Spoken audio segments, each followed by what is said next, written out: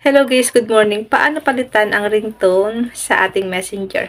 Ang ilalagay po nating ringtone once sa may nagchat-chat o kaya once sa may nagko-call ay yung mga ringtone na nakasave sa ating audio o kaya sa ating files.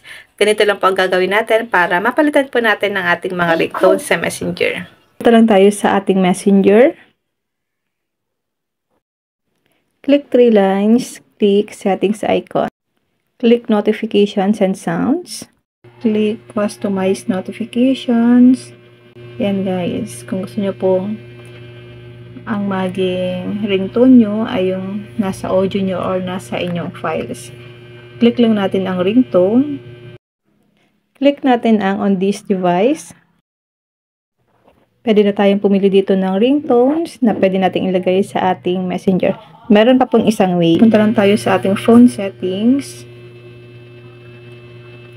Scroll up, click apps, click app management.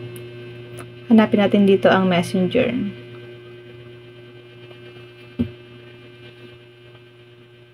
Click messenger.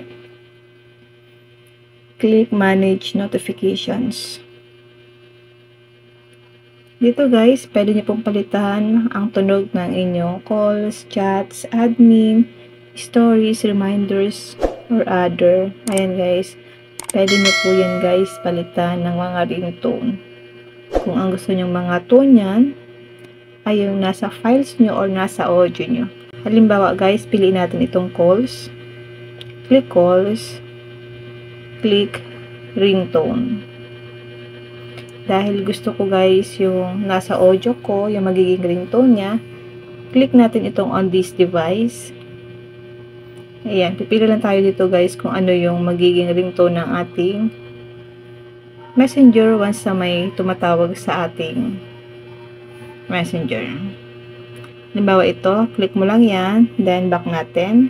Ito na po ang magiging ringtone ko once na may tumatawag sa aking messenger. Halimbawa naman, palitan natin ang chats. Click natin ang chats. Click ringtone.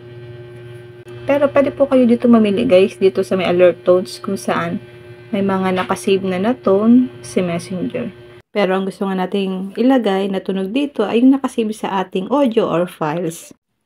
Click natin ang on this device. Lalabas dito guys yung mga nakasave sa ating audio or files. Halimbawa guys, ito yung piliin natin. Ito guys ang piliin natin. Ito na po ang magiging ringtone once na may nag-chat sa aking messenger. Yun lang guys, sana po may natutunan kayo sa aking video. Huwag mong kalimutan na i-follow ako sa aking Facebook page, Positive Mind, at sa aking YouTube channel, Arky Willow, para lagi kang updated. Thank you for watching!